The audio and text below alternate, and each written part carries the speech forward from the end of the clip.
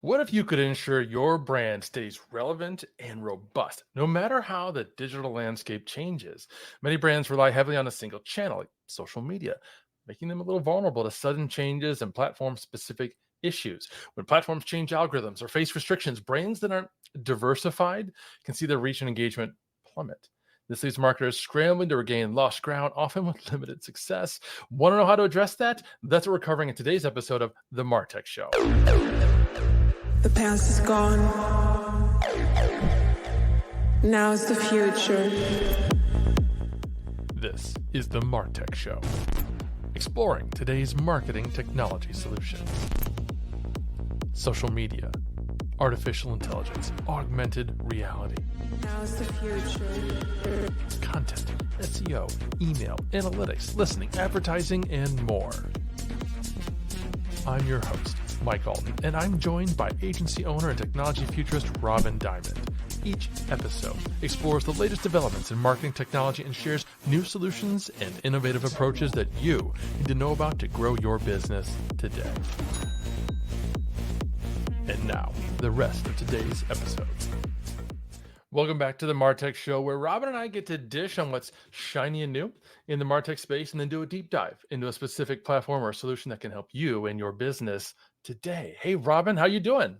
Fantastic. How are you? I am doing great. We've got some controversy brewing over on X this week.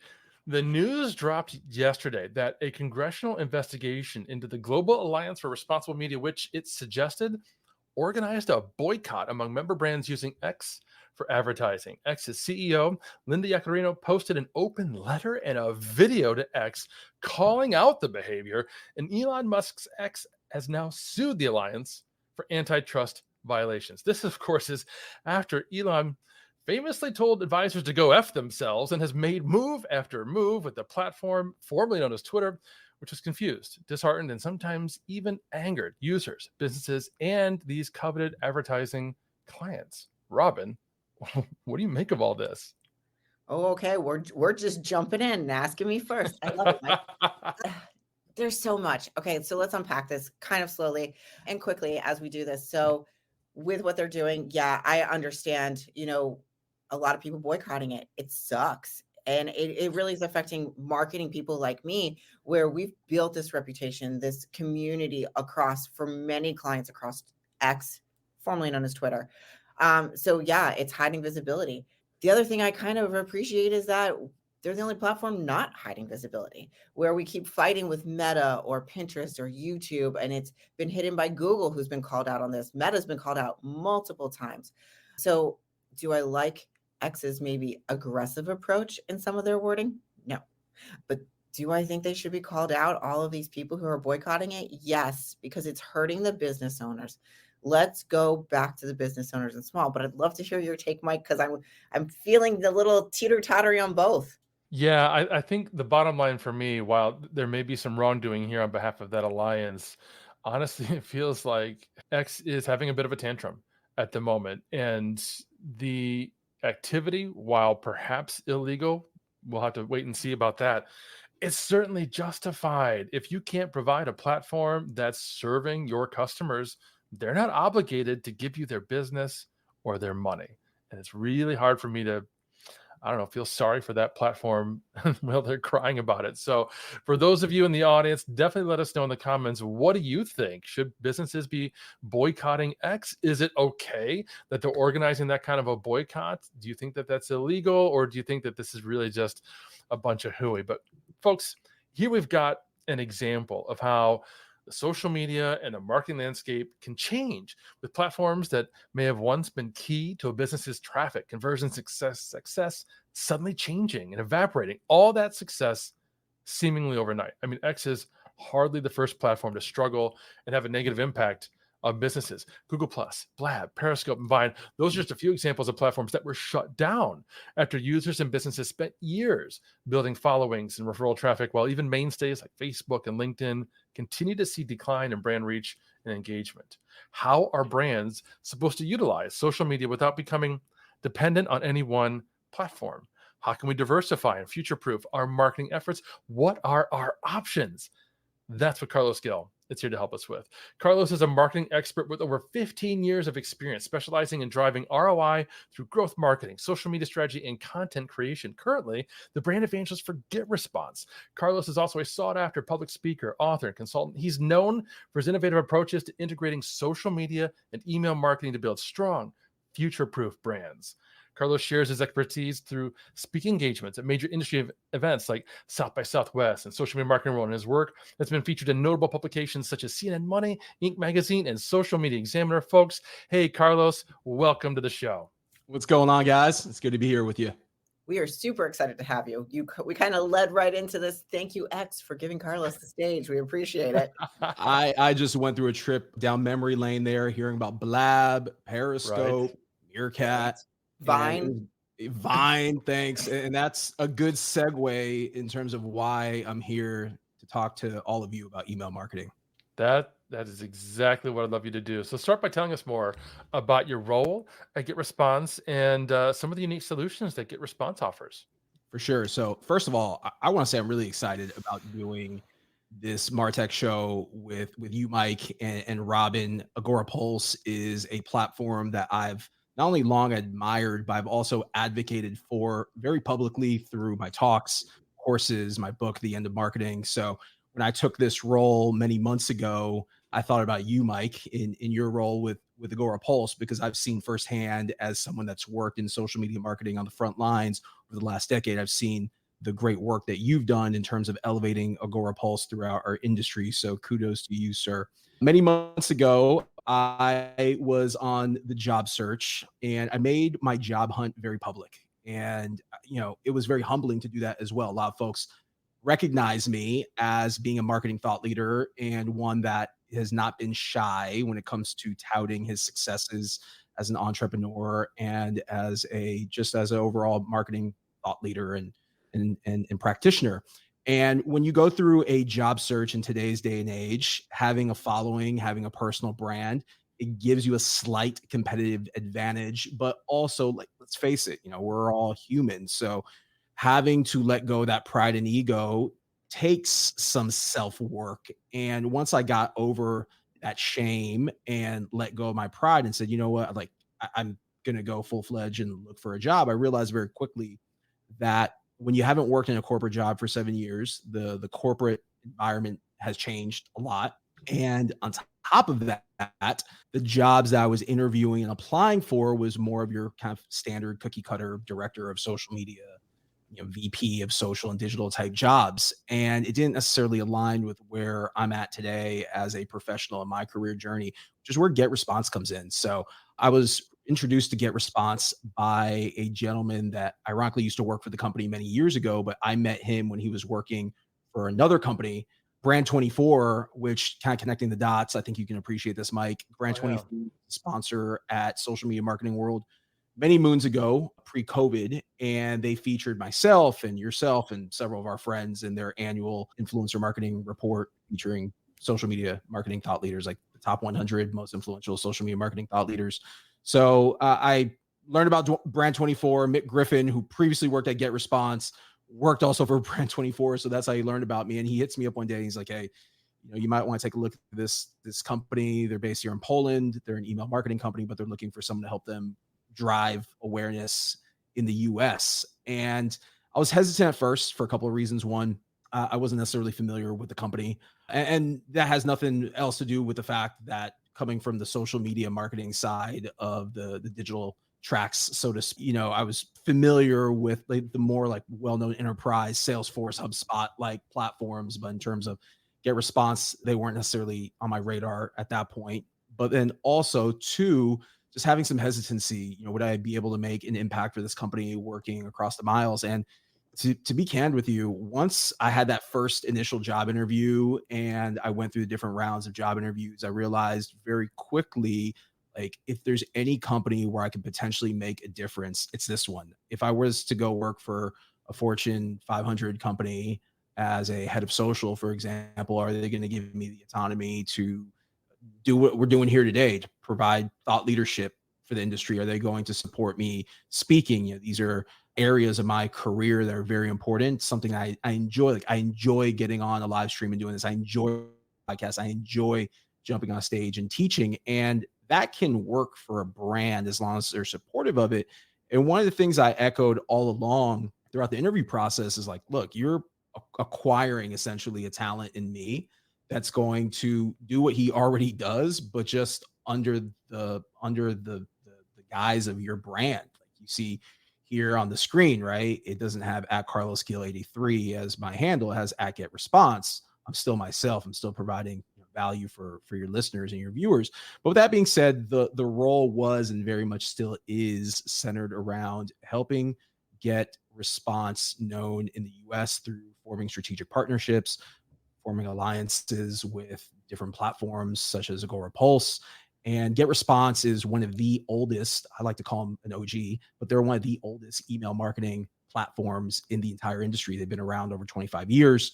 Like I mentioned before, it's a company that's based in Poland. They were founded in Poland by our CEO and founder, Simon, in his parents' basement. It's just a remarkable, remarkable story.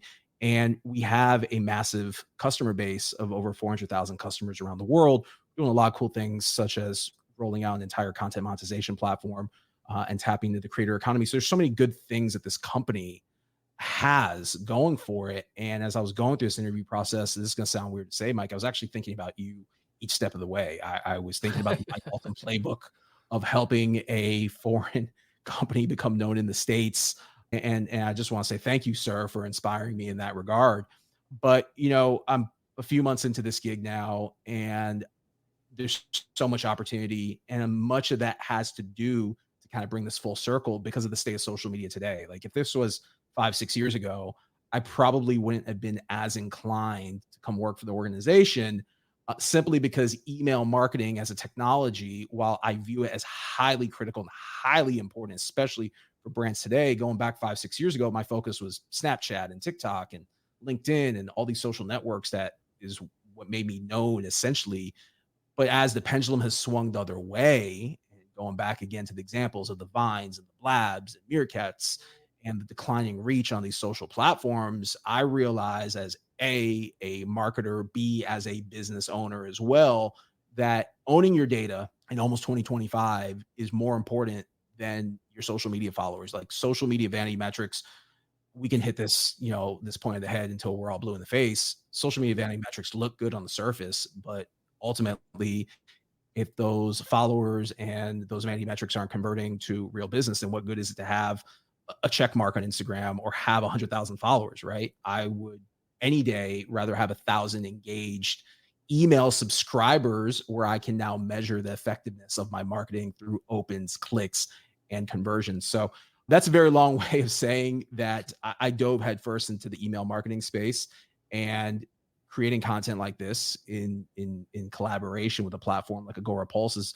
going to be one of my core focuses going forward, helping social media of all kind realize that social media, for as much as we love it, and yes, you still should be using these mediums from a brand building standpoint, from a business awareness standpoint, engaging with your customers, customer service, et cetera. There's value there. There's marginal value there. But in terms of rolling the dice and your entire digital marketing strategy revolving around social media and ignoring email, like that in itself is a recipe for disaster. So if there's, again, one thing I can just echo, and I know we're going to talk about this over and over, is brands today need to be focusing on how they're going to future-proof their brand over the next decade, right? AI is disrupting, just about everything that we've learned to this point about marketing. You can move faster, you can move more efficient. But AI is also fragmenting that relationship between the consumer or the follower in this case and the brand, whereas email still gives you that direct one-to-one connection. So, a few months into this gig and just excited about what the future holds for Get Response. Well, I appreciate the shout out, and I concur. We've actually partnered with Get Response a few times at Agora Pulse, and we absolutely love it. Robin, why don't you take us into the meat of what we're going to talk about today? I mean, I feel like Carlos just literally gave us so many truth bombs throughout this whole thing. And I'm like, wait, each phrase that you said, I want to help unpack. And I think it's, moving into the question for you, you kept saying head of social. And I want to highlight for everyone who's listening that social is no longer your intern's role. It is the depth of social media today. You kept saying head of social, VP of social. And I'm like, Yeah, it's not the intern if you want to get results. And these large companies that you talked about, Fortune 500, they need someone like you who's a thought leader, and then the doers underneath of it. Is a team. No longer is it one person who's working 15 hours a week, and is 12 years old pushing on your social. There is so much depth. And I love that you talked about that. And I think that we talk about, and what I preach about is omni-channel from stage to, and you're kind of unpacking that for us. Why should brands diversify? And I love, just to reinforce like what you're saying, it cannot be one channel thing. And so why should brands diversify and not rely solely on social media alone? No, agreed. I'm with you 110%. And the conversation that we should be having, again, what one of my goals coming into Get Response has been and will continue to be. And I just want to actually pause right there and say this is going to be the first, I predict, bold prediction here, guys. I predict this is going to be the first of many collaborations that we do with Get Response and Agora Pulse, because these conversations, they need to be had over and over again. And the conversation needs to be had is around, how do you marry social and email marketing together? How do you convert a social media follower into an email subscriber? What does that funnel look like? I know we're going to talk about this. You guys have some questions teed up. So we're going to talk about it here today.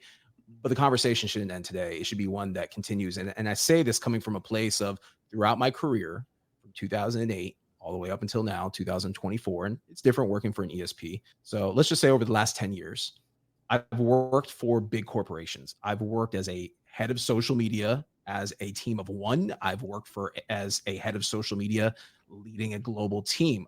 One thing is paramount, though, in these companies I've worked for. I've also advised and consulted for numerous Fortune 500s on social media marketing. One thing I've witnessed firsthand is your social media team usually is not working directly with the people that are behind the scenes pushing the buttons for your email marketing campaigns. The digital marketing team is not necessarily in the weeds with the social media team. There's some overlap around campaigns in terms of people come to the table, they're presenting, hey, this is what we're doing to support this initiative or this outreach. But in terms of having a symbiotic relationship, which is what you're talking about, true omni-channel strategy, you need to have the team or the person and organization that's behind the controls of your social media engaging and working directly with the people or the person who's responsible for email marketing. Those two teams need to be working together in tandem on developing a strategy in which the email flows into social and social content flows right back into email. You're right that, most businesses, those are completely different teams. They may not even talk to each other. Maybe they'll see each other once in a while at a monthly meeting or a scrum or something like that, but they're not coordinating. Take us through in a little more detail, please, how those teams would actually work together. I mean, it's one thing to just say, okay, we're all going to work on this campaign, but how does that synergy actually happen between email and social media? Can you walk us through that? 100%. So that's a good point. I would say that it goes back to what your objectives of each platform, is. So let's start with social. Social should not be used as a medium to sell. Okay. Amen. So social should be used as a medium for one of three things. And anyone that's ever seen me speak or that's read my book, Into Marketing, I break this down. So social should be used as a medium to educate, inspire, and entertain, right? And leave it at that. If you look at the content that performs well on social media, it falls into one of those three categories. In fact, I like to use this analogy of online dating today and Tinder, right? This is like the Tinder approach to marketing. This is where it gets like a little weird. So let me just kind of explain this, right? In the world of online dating, what are people reacting to? They're reacting to content being another person that they perceive as looking good. And within a split second, you're making a determination. All right, like this person I find attractive, appealing. I want to get to know them. So I'm going to swipe one way. The person that doesn't seem as appealing, I'm going to swipe the other way. Content marketing on social media operates in the very, very same vein as online dating today. The difference is you're on a phone, you're swiping really fast up and down.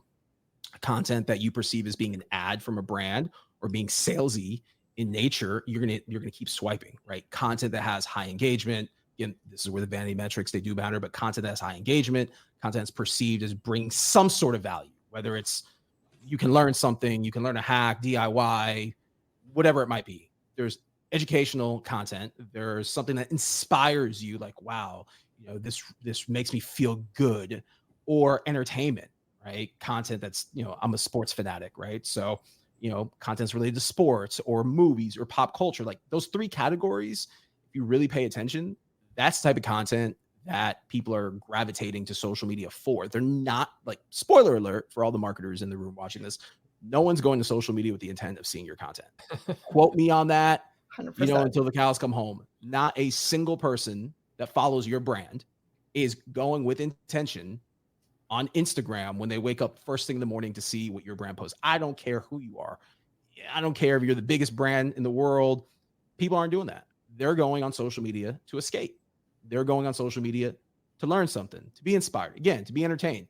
So knowing that, the job of a marketer that's using these mediums should be to drive as much engagement around those three principles: educate, inspire, entertain.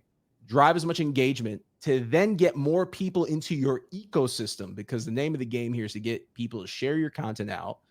By sharing that content out, it elevates your brand awareness for free without having to pay for more people to know that you exist. And now, as more people are coming into your ecosystem, to keep them engaged, and this is key, you should be using a medium like stories. So I'm kind of thinking through Instagram right now, just so you guys know. You use Instagram stories to keep the conversation going, right? You're keeping that community engaged. You're posting content in real time, right? You're showing what makes your brand human. You're connecting a face, a voice with your brand, instead of posting content that's static and seems like an ad. And you're doing this for no other reason than that is what works. That is what the influencers, the creators, the everyday mom, the everyday dad, the everyday working professional, that's what they're doing. So if they're doing that, then you as a brand should be doing the same thing. So that's more or less my synopsis at a very high level.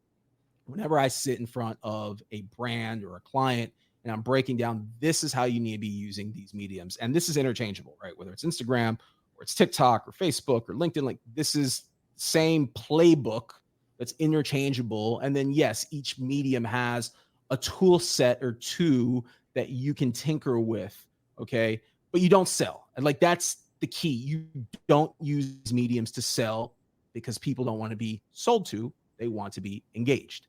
The flip side to that is where email comes in. So email, I would say, is when you kind of have to stack rank the importance of these mediums. Email's significantly more important than social media to sell. Email is actually where you can sell, but how you sell, there's finesse to it.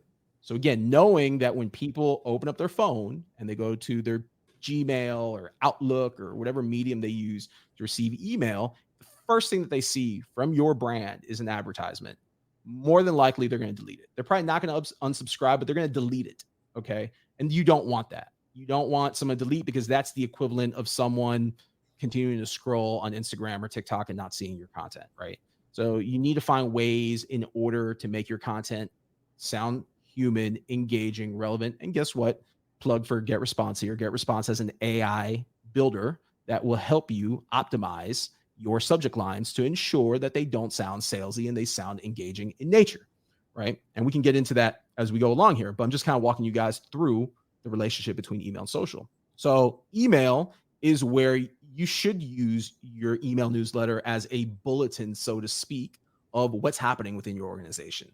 Company news, announcements, someone within your organization, did something like awesome in the community, like spotlight that in your email, but then also incorporate into the email the sale or the pitch or the offer of where you want people to go, and also connect relevant social media content. So if you had a post that's educational that got a lot of engagement, drop that in your email newsletter, right?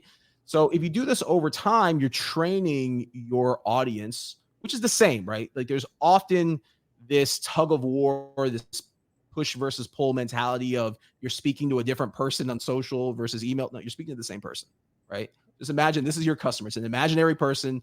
It's the same person that you're speaking to, but you have to have a strategy that's similar yet different. Similar in terms of tonality. So if your brand is edgier and it's fun on social, it should be edgy and fun in email. If you're providing value via social, provide value via email, but email is still where you are going to drop the offer. And your email campaign along with your social media posts shouldn't necessarily be a one and done. This should be a conversation, if you will, or a relationship long term that you are building and gradually progressing with your customers. Love those points. We're going to unpack all that. I'm going to get Carlos to share some examples. But before we get into that, in honor of the Summer Games, I have a quick message for you from Paris. So I'm hanging out here in Paris. Behind me, the iconic Eiffel Tower, which got me on Google. I did a search, what are the top tower destinations in the world? Number 3, Big Ben. Number 2, the Leaning Tower of Pisa. And number 1, the Eiffel Tower. So you would always think, I need to go to the Eiffel Tower. But the fact is, all 3 of those destinations are amazing experiences. So think of towers the way you would social media. What's the right social media fit for you? When I look at the price point and the top players in the space for what you get, the most enterprise features, there's 3 players. There's Hootsuite, there's Sprout Social, and there's Agorapulse. So why is Agorapulse the right tower for you? Well, it's funny you ask. So I went to G2 because it's all the user reviews. What do we get are 5 reasons that matter to you as a marketer. Number 1, it says that we actually are the easiest one to use of those 3. Number 2, we have the best support, and you know that support is what really drives the machine when you're really frustrated. Number 3, pricing for teams. All right, you got a team? You want pricing that's affordable, that doesn't keep nickel and diming you? Agorapulse. Number 4, product direction. You are passionate about your social media features and functions, we're number 1. And number 5, campaign optimization. Are your campaigns working? Can you make them better? You tell me. G2 says those 5 reasons are what make Agorapulse the right choice over Hootsuite, over Sprout Social. Think of us as the Eiffel Tower of social media. My name is Daryl. I'm with Agorapulse.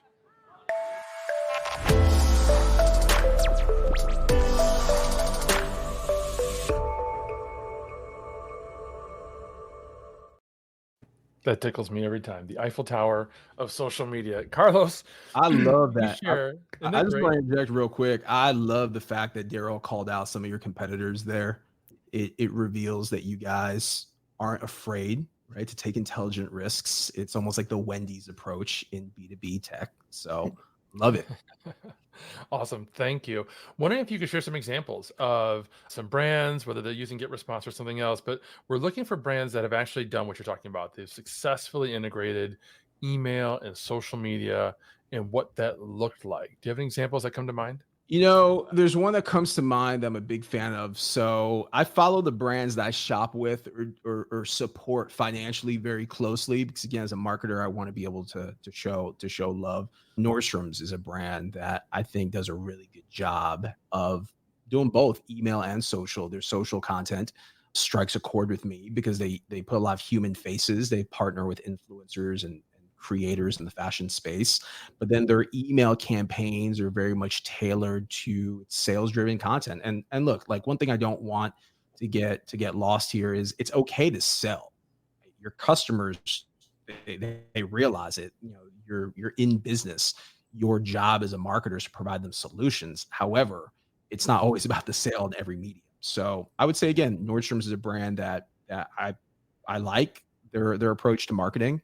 Not necessarily email related, but I just mentioned Wendy's before. I'm a big fan of Wendy's persona on social because I think they do a really good job of humanizing their brand by having a trollish, or wrestling fans out there, I'm going to use a term, they have a heelish type tone to their persona online, but they also don't have a face. Like that's the difference. So I wrote a book called The End of Marketing. It came out in 2019. And the subtitle of it is Humanizing Your Brand in the Age of Social Media and AI. And the whole premise behind The End of Marketing is that over the next decade, as AI becomes more prevalent, and we're halfway into this, so I'm glad to know I wrote a book that I made some predictions to this point. They've panned out. In order for your brand to stand out in this AI-driven economy that we're in, that's creating more noise, more content, you need to put a human face behind your brand, or in front of your brand, I should say. Like GetResponse is a good example of what they're doing with me. But also it's incorporating a human element in terms of how you sound. People, they're tired of sales rhetoric. And I think going back to the Wendy's example, Wendy's has found a good balance to still promote their brand, get engagement, but also sound different than every other cookie cutter agency or marketer that's behind these big brands.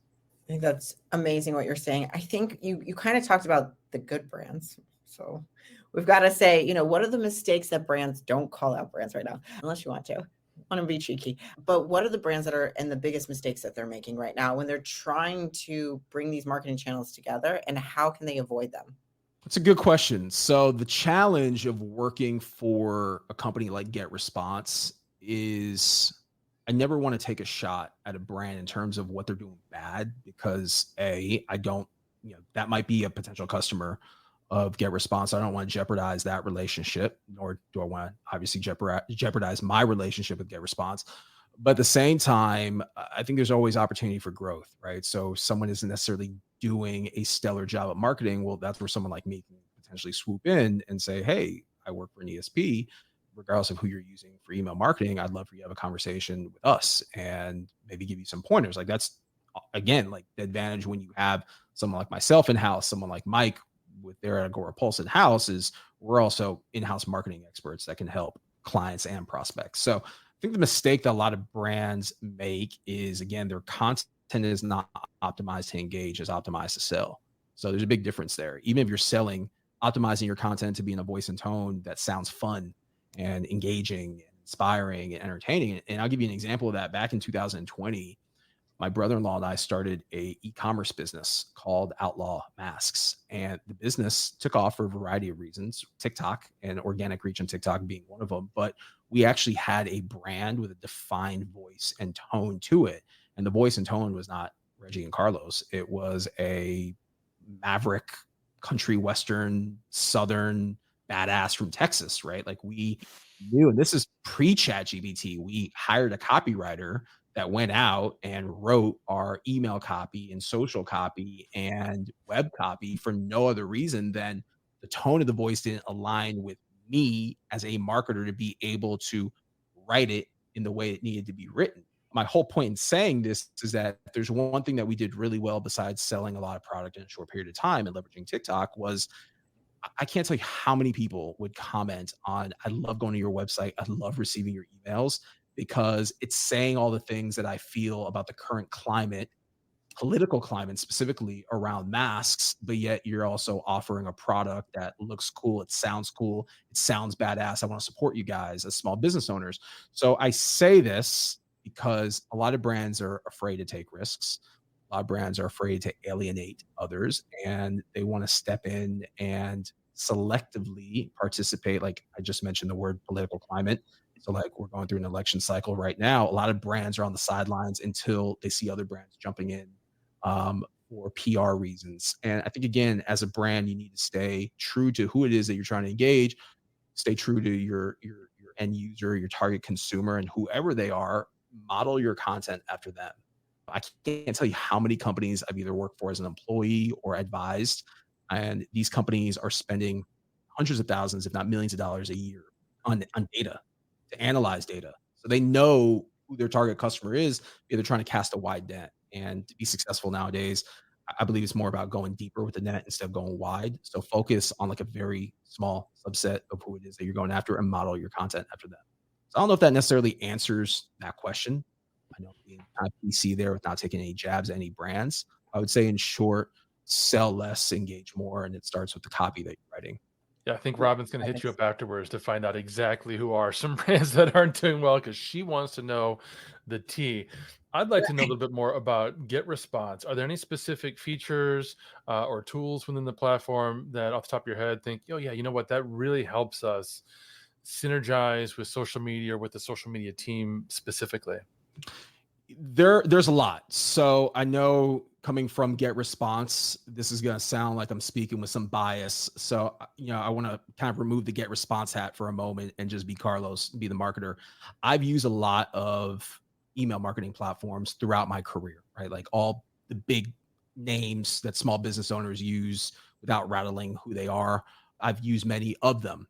I've yet to find a platform that provides as many features that GetResponse offers, and at the price point that GetResponse offers. So GetResponse goes beyond email marketing. And so, with our email marketing platform, you get unlimited sends which in itself is tremendous value. You can send an email every single day. You don't have to worry about being lies or overpaying or being overcharged like other service providers do if you go over your limits. So that in itself is a big win, especially coming from the standpoint as someone that has owned multiple businesses before and someone that has a personal brand with an email list. It's important that I'm not limited to how many times throughout the course of the month or billing cycle I can send emails. So check on that. Price, check.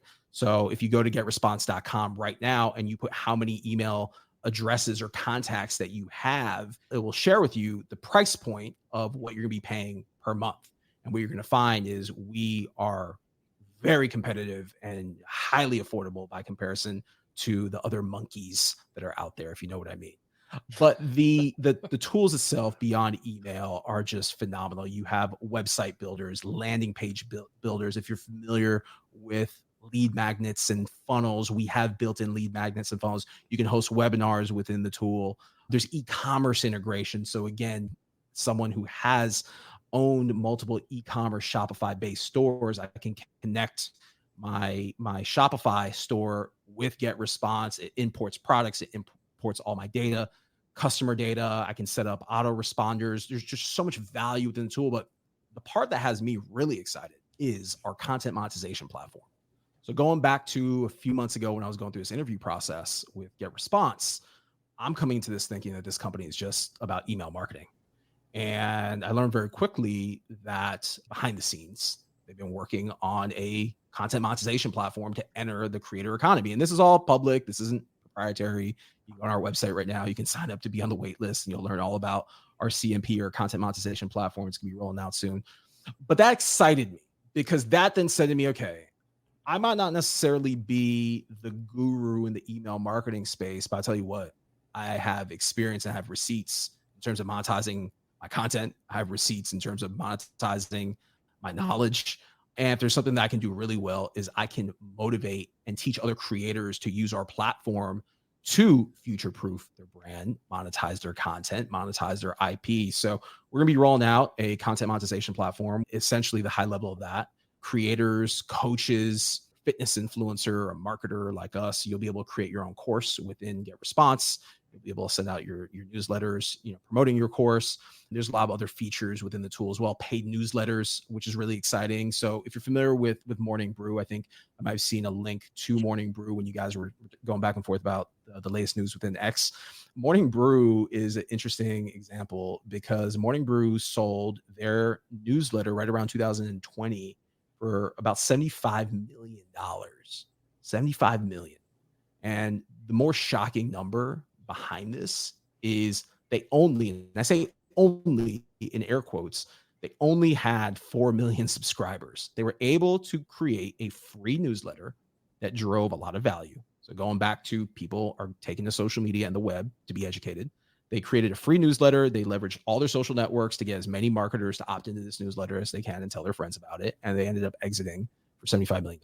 So look at where we're at now with GetResponse as an email marketing platform. You can set up a free newsletter, or if you are a coach or creator and you have a big enough following to warrant it, you can also, with our content monetization platform, create a paid newsletter to gate some of your premium content. And I know that in itself is going to be a feature that takes off very quickly with our community. Very cool. Pocket change.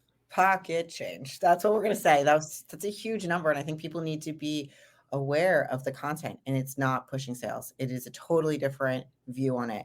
I think if you could share, without giving all your secrets away, what's your experience with like best practices for building and nurturing that email list once you get them? That's a good question. Segmentation is key. So if you are dumping people into your email newsletter, so for example, you go on Zapier, right? There's integration where if you use, for example, a competitor, let's just say MailChimp, you can connect your MailChimp with your GetResponse account through Zapier. You can import your connections over into GetResponse. And, not to make this a product pitch by any means, guys, but GetResponse allows you to join and use GetResponse for free for 30 days. So if you're watching this right now, I encourage you to go to getresponse.com, sign up for the free trial. You don't even need to put in a credit card. You can start using the platform. And one of the first things that I want you to do is I want you to go to Zapier, sign for Zapier, and then whoever you're using, whether it's MailChimp or Constant Contact or whomever, connect through Zapier So you can easily import your connections over into GetResponse. But what you really need to focus on is the segmentation aspect of this. You don't want, even if you have, let's just say hypothetically 20,000 contacts in your email list, you don't want to always be sending the same email to those 20,000 contacts. Instead, what you want to do is you want to tailor your content. So in my own GetResponse account, I have a list which is called Open Engagers Insider Circle. So I used to use another platform before coming over to GetResponse, and I had my campaign segmented out based on whoever opened up an email within the last 5 sends was on this list. Okay, so I was constantly going in and scrubbing this list because I wanted to ensure to have the highest open rate and highest click-through rate and highest conversion rate. I want to ensure that my emails are going to the people that really want to see those emails, because the relationship is going to be different with them, right? If I have 20,000 contacts, but yet only 1,000 of them are my most engaged, I can have a very different relationship in how I speak to those contacts. I can give them something for free. I can say, hey, look, like I'm going to do a Zoom for 100 people. I want you to jump on, and any questions that you have, let's just do, a coffee side chat virtually. Like I can do that with a very limited number of people. The people that don't necessarily engage, open, click, convert, that's a different segment altogether, because that's a different relationship. And I feel like that's the segment, going back to where do marketers mess up. They're focusing constantly on the most engaged or the followers that are the most loyal to the brand, and they lose sight of those that aren't as engaged. And that is where the magic really happens. And that's the key, is getting more people from the big bucket of the, let's just call them uninterested yet opted in crew, over into the engaged insider crew. And you do that through segmentation. So I would say, again, going back to answer your question, one of the first things that you should do when optimizing your email, hopefully it's GetResponse, but when you use any of these platforms and you're optimizing your contacts, is segment them out. Second is setting up autoresponders. So you should go through and think of setting up autoresponders as almost like setting up smart devices in your home for them to all kind of be synchronized and work together in unison. And I'm actually doing a webinar next Wednesday, right around this time at noon Eastern, on marketing automation. So if you go to getresponse.com, go to our webinar section, sign up for it. I'm going to go much more in depth with this. But with that being said, autoresponders are key, because what you want to do is, again, to build this relationship with your customer, you kind of want it to be always on. So if someone opts in, they're receiving an email from you, and that email is going to give them instructions on what to do next. Or that email could be a drip campaign that you set up where today, upon opt-in, they're receiving X. Tomorrow, within 24 hours, they're going to receive something else. It could be a video, it could be an offer. 72 hours after that, they're going to receive something else. But my whole point in saying this is, when you set up autoresponders, you have an always on relationship with your customers. And same thing happens for when you send out a campaign. People that open, or people that click, or people that don't open or don't click or don't take any action. You can set up autoresponders to ensure that you're not just hitting the button once and waiting to see what happens, but instead you have a full marketing campaign with multiple different touch points. I think that's amazing. And the segmentation point was really powerful, because there's such a difference between email and social media in that regard. On email, you know exactly who hasn't opened your emails or clicked through on any of your links for a while. On social media, we really don't know. We know who we haven't seen, maybe if we're really paying attention, but we've got no way to talk directly to the people who haven't engaged with our page or profile on social media. So I appreciate that you kind of called out that difference and made sure that marketers know that they're potentially missing an opportunity with email that doesn't exist on other channels. Carlos, this has been such an interesting interview. Thank you so much. For folks who want to know more about you or know more about GetResponse, where can they go to find you and reach out? Yeah, for sure. So first of all, thanks so much to you guys. Thank you to Agora Pulse, Mike, Robin. This has been great. I hope we get a chance to do this again. First of all, if you want to learn anything about GetResponse, hit me up directly. I'm easily accessible on all the socials, at Carlos Gil 83 on X, as well as on Instagram. You can also hit me up on LinkedIn. And again, getresponse.com. Go there, sign up, 30-day trial, use the platform. I would love to hear your feedback. So feedback is a gift. I say this all the time in the public speaking world. So whatever you think about the platform, I want to hear about it. I want to share it with our executives, and it's at GetResponse on X as well as on IG. So Once again, guys, hopefully this has brought some value to your listeners out there. And I look forward to doing this again with you guys. Thanks, Carlos. That's all the time we've got for today, friends. But don't forget to find the MarTech Show podcast on Apple and leave us a review. Robin, any final thoughts? No, I think this was great. Thank you so much, Carlos. Mike, we have some things and food for thought when we go back. Fantastic. Until next time. Thank you for listening to another episode of the MarTech Show, hosted by Robin Dimond and Mike Allton, powered by AgoraPulse, the #1 rated social media management solution, which you can learn more about at agorapulse.com. If you want to make sure you're part of our audience during live weekly broadcasts, take a look at our calendar at agorapulse.com/calendar, or click the subscribe button in your email once you register for any of these events. Is there a particular tool or topic you'd like to see us talk about? Or perhaps you think your solution should be featured? Email me at mike@agorapulse.com. You may know you're listening to this show along the Marketing Podcast Network, but did you know there are other great shows on MPN to help your business? Hennika Watkins-Porter hosts The Entrepreneurial You, empowering entrepreneurs with insights on leadership, business, and success. Hennika, tell listeners what to expect from your show. So we provide innovative business strategies and practical solutions to common entrepreneurial challenges. And where can people subscribe? Find us at hennikawatkisporter.com, as well as the Marketing Podcast Network at marketingpodcasts.net, or search for it wherever you get your podcasts. You heard her. Go subscribe. This podcast is heard along the Marketing Podcast Network. For more great marketing podcasts, visit marketingpodcasts.net.